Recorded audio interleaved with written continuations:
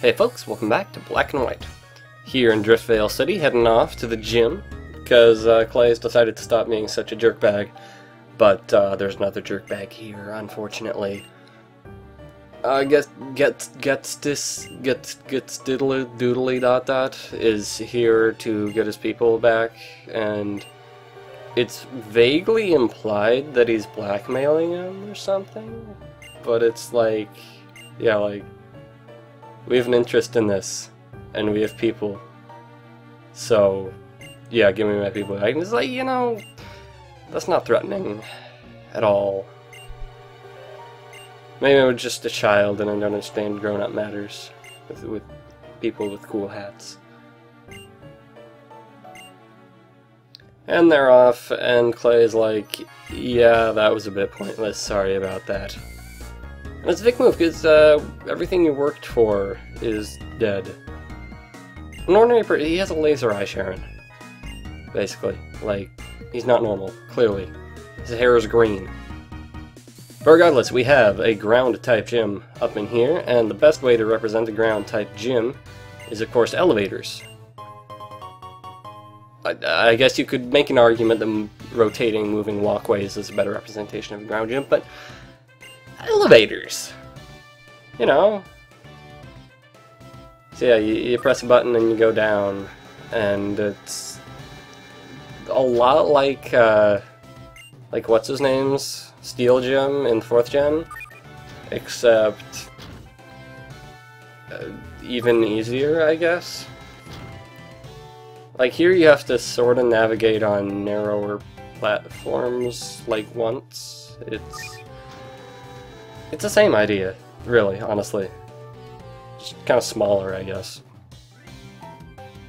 Anyway, it's a bunch of ground types that we've seen before. We've got Sandiles and Crocoroks. I don't know if I ever formally introduced Crocorock. It's Sandile's evolution. You can probably tell just by looking at it. But yeah, not much of interest on what the trainers actually have, but this is of interest. Lillipup, at level 35, gets Energy Ball, which is about 5 base power stronger than Giga Drain for same PP, and I'm good with that, so we're placing it. And that's what I was waiting for, basically. Because now, just know that everything's worked out. I can grab this Sunstone that I grabbed off screen. Sorry, it's in Nimbosity. And we can evolve for the very first time in this playthrough.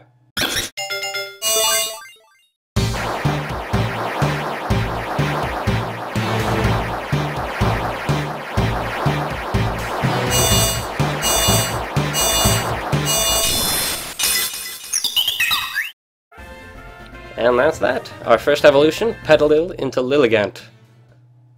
And Lilligant is something of a boss, I understand. Like, hella boss to the max, radical off the heezy.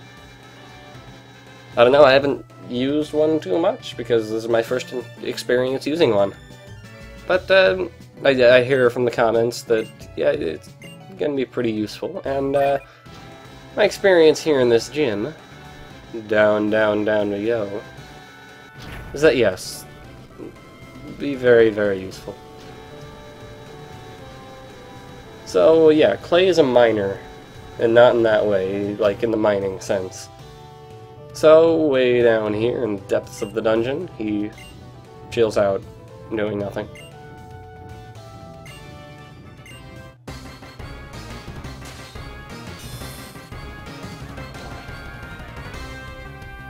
So I'm not even going to bother showing the first 2 Pokemon that he has in the solo side of things, because it's just using Return twice, and you really don't need to see that.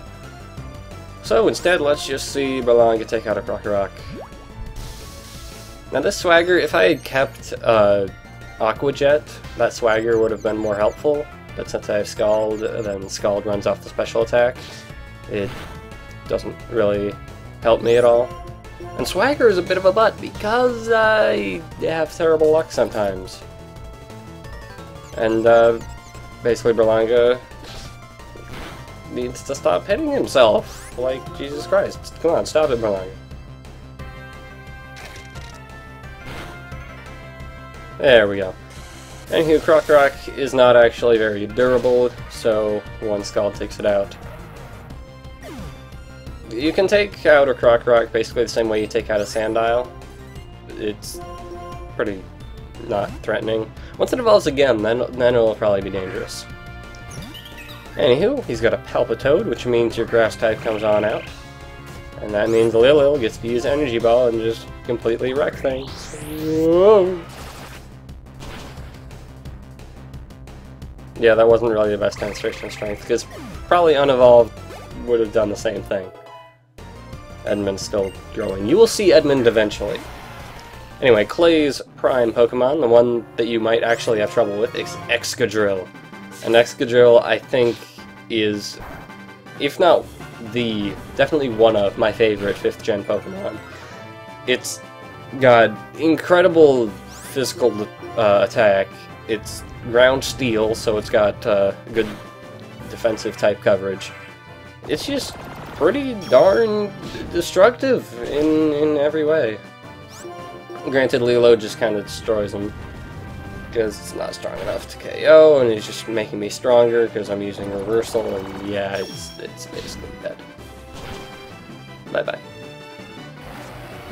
Now, it was actually threatening almost slightly on the team side. It took out Berlanga, because Berlanga is already, like, almost dead.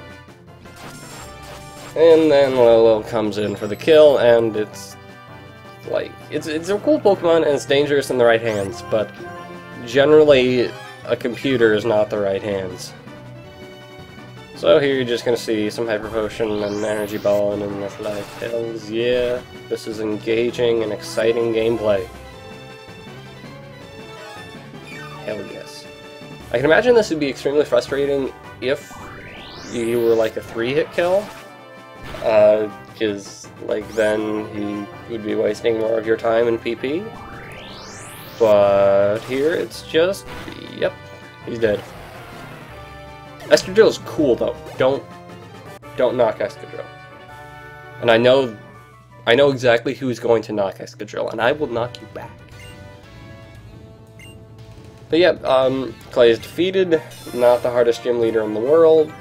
At this point, your options for a team are wide enough that you really shouldn't have any problems, and if you're really struggling with ground types of all things, A, what's wrong with you, and B, just pick up a Vanillite and use some ice moves on him. Excadrill is pretty much the only thing that could give you a problem, and really a Roggenrola would take care of it pretty easily.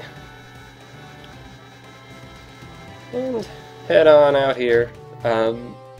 I do like that they give you a nice shortcut out. And that takes care of the Driftveil Gym and pretty much all of Driftveil City.